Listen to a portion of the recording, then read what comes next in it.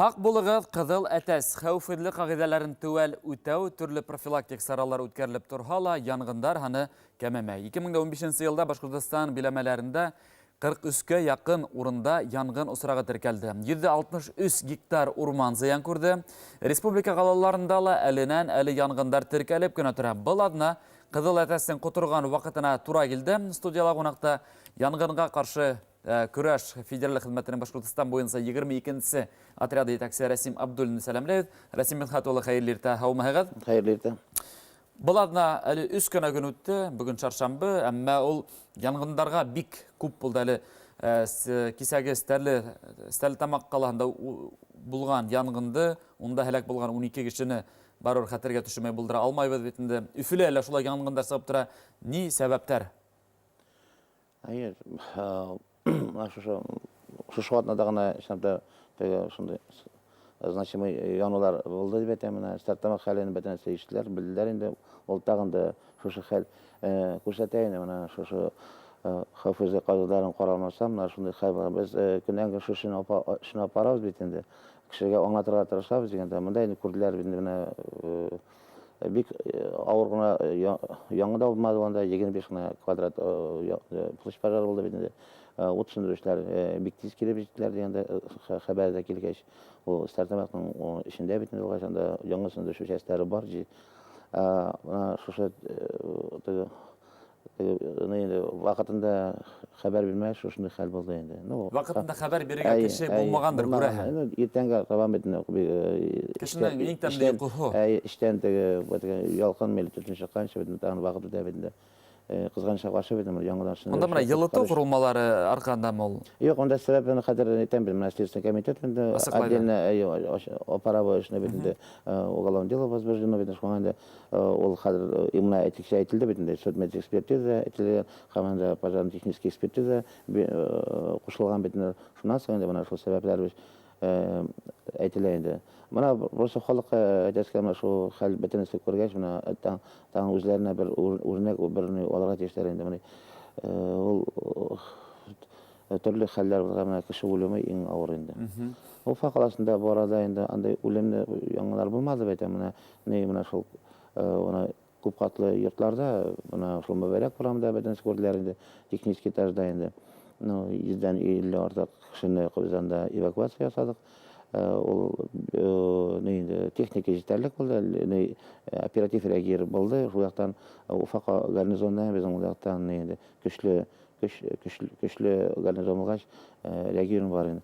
Менә также летчиков урамында шул 14 этажда 10 этажда инде янгын булды, анда 20 кеше коткардык дигәндә. Бу көннән без хәбәрләп торабыз инде, безнең сайтта бар инде, гәзиткә дә язып торабыз дигәндә. Менә бүген телевизорда бу хәлләрне сөйләбез. Халык аңларга тиеш, ут белән бик игътибар бик сакланып торган. Әле елдың башы гына, 3нче ай гына бүген март. Шулай да статистика мәгълүматлары минем күзаллау буенча байтак кына алыр ул. Юк, ул просто тәсекләйне ул кайсы бер яңгыннарга бик күбрәк белмәдек кеше шуңа булай. Менә бүгеннән Уфа каласында инде статистика буенча 136 яңгын булды инде. Былтыр 176 инде. Менә 40 хәлгә әзрәк. Үлемнәр инде менә 15 кеше хәлак булды инде, былтыр 14 кеше булган. Булай ел-ел республикабызда да шулай статистика буенча әзрәк яңгыннар быел 15 елга караганча. Яңгыннар бар бит. Шунча ул 136 мы, 100 мы яңгын бар дигәндә. Кызганычка каршы бит кешеләрдә калган. Менә республикабызда ирекле яңгын һүндерү отрядтары эшләп килә. Улар безнең бар, безнең башка Өфөләләр бар шикелле. Минем күзаллау буенча улардан файда зурмы? Әйе, Уфа каласында инде без күбрәк көч профессионалга бирәбез инде. Иреклеләр безнең менә объектларга үзләренең организацияләрендә теге шул профилактика эшне барсына менә укучылар, студентлар арасында безнең менә колледж электроники әйтәм инде, нефтяной университет, авиацион университеты бик көчле менә шушы студентлар арасында алар анда безнең факультетлар да бар бит, пожарная безопасность, ЧС буенча шунда күп көч бирәләр, дежурга да чыгалар дигәндә. Аларга күбрәк без менә шушы пожарная безопасность профилактика буенча нитәбез чакырабыз дигәндә. Район тирәсендә менә Уфа районында, муниципаль район, Уфимский районда Аларга без күп көч бирәбез инде.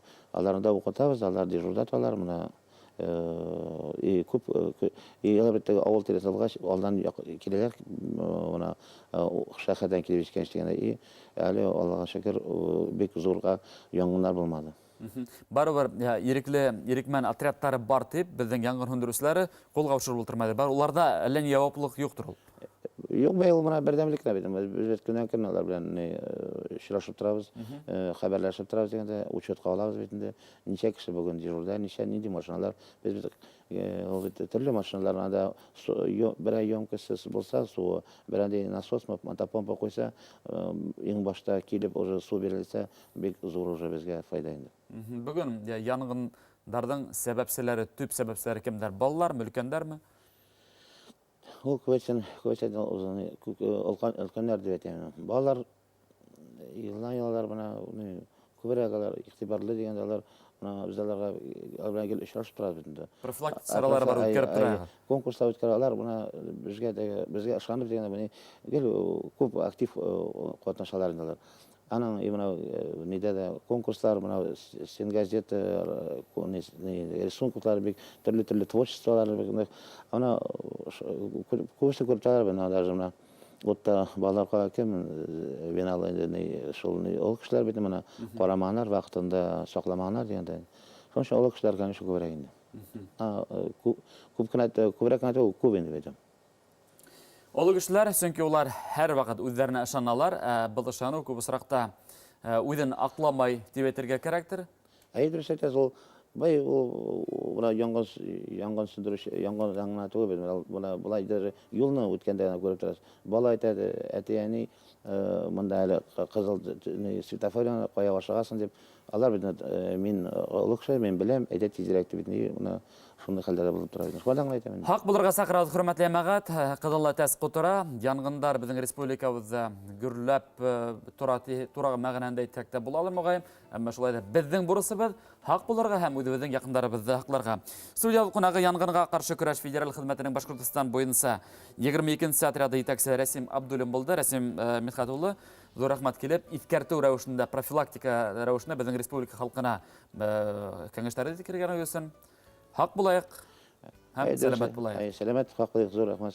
Шунда шушы көннәрдә халыкка тагында җиткерергә кирәк, шушы хәвефсез кайтгаларын. Ошо әңгәмәнән дә безнең кунакларыбыз, телевизорларыбыз үзләренә фәһем алгандыр. Уңышлы көн сезгә. Рәхмәт.